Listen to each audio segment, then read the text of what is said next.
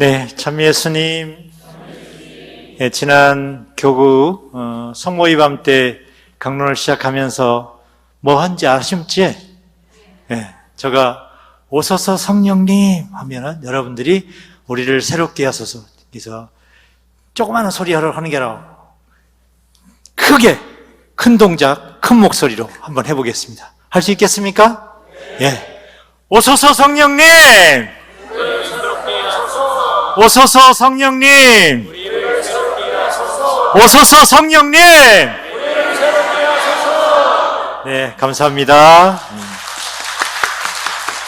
예, 원래 제주교구가 성령께서 이끌으시는 소공동체를 살아가면서 많은 실천들이 있지만 늘 우리가 해왔던 미사, 또 우리가 해왔던 모든 시간들이 늘 하느님께서 함께 하시고 하느님께서 늘 우리를 이끌어가고 계시는데 우리는 늘 우리 힘과 우리 의지, 늘 우리의 생각 속에서 우리의 말과 또 우리의 행동으로 진행되는 착각들을 할 때가 있지 않은가. 그래서 늘 우리의 일들, 우리의 미사, 우리의 모든 시간들은 하느님께서 우리와 함께 계시면서 오늘도 당신의 영적인 활력과 그 의지를 성령께서 깨우쳐 주시기를 함께 기도합니다. 오래전에 제가 오늘 성체신심 미사 때 어떤 이야기를 나눌 수 있을까 생각을 했는데요. 오래전에 제가 개인적으로 피정을 개인적으로 하면서 밥을 먹어야 되는데 세 끼를 다 생식으로 한번 해결한 적이 있습니다. 그래서 사실은 가벼운 몸, 가벼운 맑은 정신으로 하느님 말씀을 그대로 잘 묵상하고 더 깊이 그 안에 머무르고 싶었던 마음이 컸습니다. 근데 처음 하루 이틀은 예상대로 몸도 가볍고 정말 정신도 어느새 맑아지는 듯 느꼈습니다. 근데 시간이 지날수록 또 정신은 더 맑아지고 몸도 편안해졌지만 그렇다고 하느님 안에 더 깊이 머무르게 되지는 않았던 것 같습니다. 점차 식사 시간은 짧아져가고 소화시키는 시간도 거의 필요가 없게 되니까 하루가 길어가지고 지루하게 느껴지기 시작했습니다. 그리고 뒤로 갈수록 먹고 싶은 것이 계속 생각이 나고 많아져서 오히려 분심이 더 많이 생겼습니다. 그래서 그때 제가 정말 이렇게 먹는 재미가 이렇게 크구나 라고 하는 생각을 한 적이 있습니다.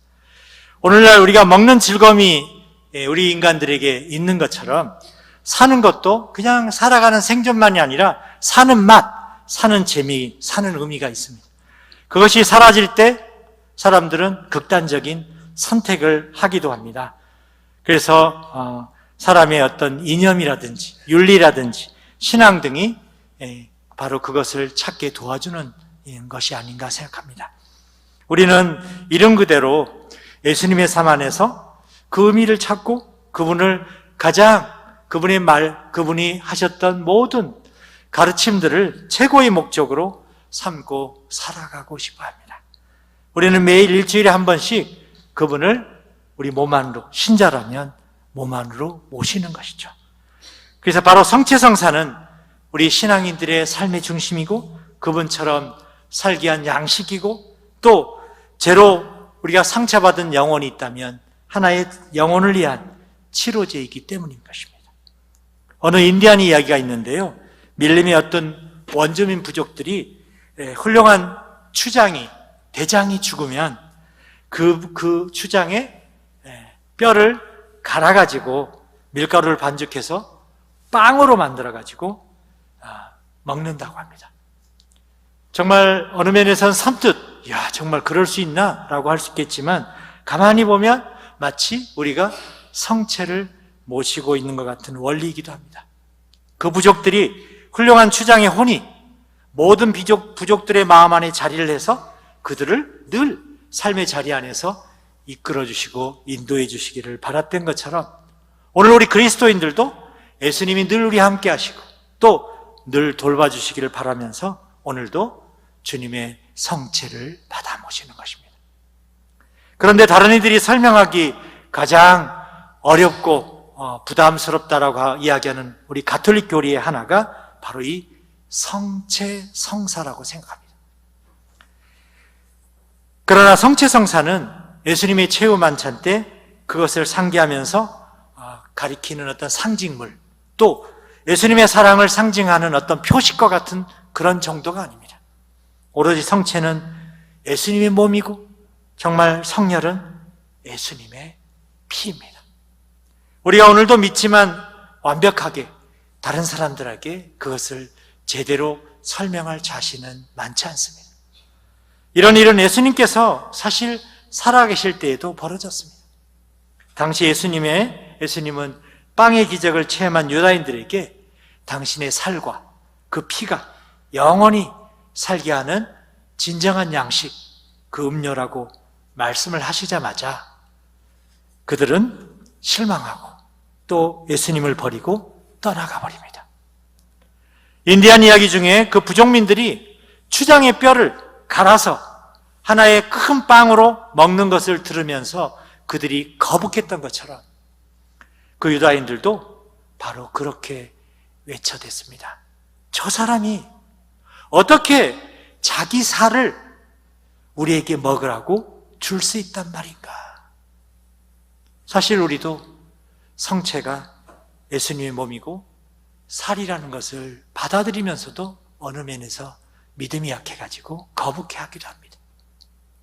그런데 예수님이 진짜 정말로 당신의 살을 뜯어 먹으라고 말씀하셨을 리가 없습니다. 오늘날 성체와 성혈의 말씀은 정말 다른 차원, 정말 색다른 차원에서 알아들어야 하는 것입니다. 더 높은 차원, 더 영적인 차원, 정말 우리가 상상하는 그 초월의 차원을 통해서 알아들어야 하는 것입니다.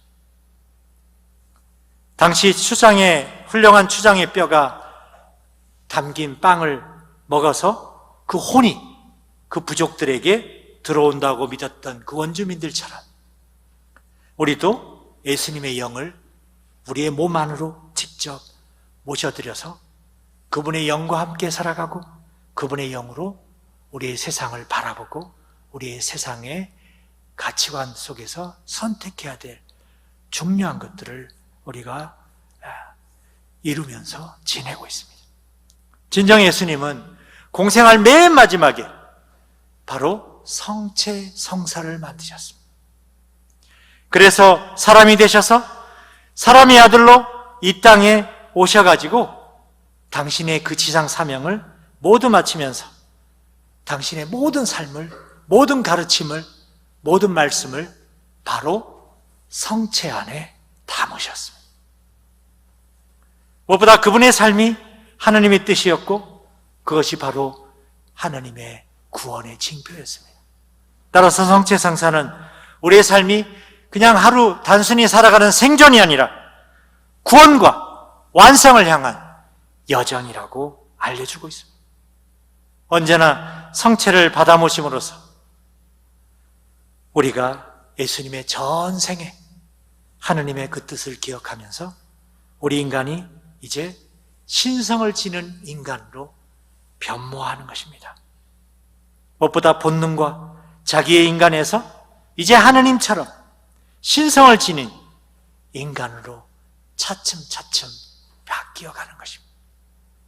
무엇보다 본능과 자기에 의해서 완전한 사랑의 인간으로 거듭난다는 말입니다. 이것이 우리 신앙인들이 살아가는 맛이고 삶의 의미인 것입니다. 누군가 아무리 깊은 신심, 굳은 신앙을 지녀도 성체는 여전히 그냥 싱거운 맛이고 성체는 시큼한 포도주 맛이지만 그것이 이 메마르고 거친 세상에서 하느님 나라를 맛보게 해주고 또 영원한 생명을 자라게 한다는 것을 오늘 우리 신앙인들은 굳게 믿고 있습니다. 그래서 예수님이 하느님으로 말미암아 사셨듯이 우리도 예수님으로 말미암아 오늘 살아가고 있는 것입니다. 오늘 교회는 6월을 하나님의 무한한 사랑을 드러내신 예수 성심을 특별히 공경하는 달로 정하면서 성대하게 지내자고 교회는 외치고 있습니다. 특히 그리스도 성체 성렬 대축일 다음 첫 금요일인 오늘 예수 성심 대축일이자 사제 성화의 날입니다. 사제들로 하여금 예수님과 마음을 정말로 담기를 바라는 뜻에서 우리 천주교회는 이 날을 사제 성화의 날로 정한 것 같습니다.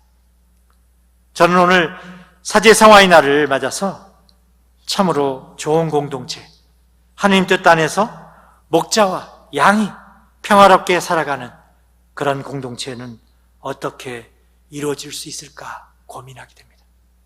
지금 교황님께서는 시노달리타스라고 하는 함께 걸어가는 신앙의 여정을 이제 모두가 성령 안에서 더 대화하고 더 겸손하고 더 경청하고 더 존중하면서 그 공동체를 만들어 보자고 함께하고 있습니다. 특별히 저는 오늘 이곳의 미사에 참여한 여러분들에게 하나의 제안을 나눌까 합니다. 우리 성경에 보면 갈릴레아 호수를 우리는 이야기할 수 있는데요. 저는 우리가 정말 갈릴레아 호수를 닮아야 하는 것이 아닌가 생각합니다. 갈릴레아 호수는 생명의 호수라고도 하고 바다라고도 불리지만 민물로서 분명 바다가 아닌 호수라고 전해옵니다. 주중해를 끼고 있는 저 골란고원으로부터 흘러내리는 그 빗물을 받아서 호수를 이룬 것입니다. 이 갈릴레아 호수는 고기들이 너무나 풍부하고 그래서 예수님 시대에도 그곳에서 고기를 잡았고 제자들은 바로 그곳에서 고기잡이를 통해서 일상의 생활을 일궈갔습니다. 당시 물고기가 많고 또 새들이 많아서 땅이 너무나 비옥해서 이곳을 이스라엘 사람들은 생명이 넘치는 휴양지로 가장 각광받는 장소 중에 하나였다고 알려져 있습니다. 이에 비해서 사해라고 하는 바다가 있는데 멀리 떨어져 있지 않지만 죽음의 바다라고 사람들이 이야기합니다. 생명이 살 수 없는 염분이 많아서 수영을 못해도 가라앉지 않고 주변에는 풀도 거의 자라지 않는다고 합니다. 대단히 삭막한 그곳에 주변에는 늘 죽어있는 모습을 볼 수 있는 형체처럼 보여지기도 합니다. 여기에서 우리는 하나의 의아심을 갖게 됩니다.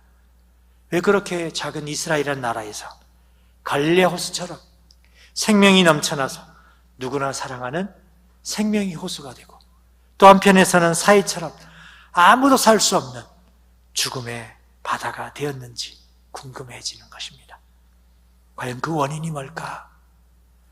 이유는 너무나 간단합니다.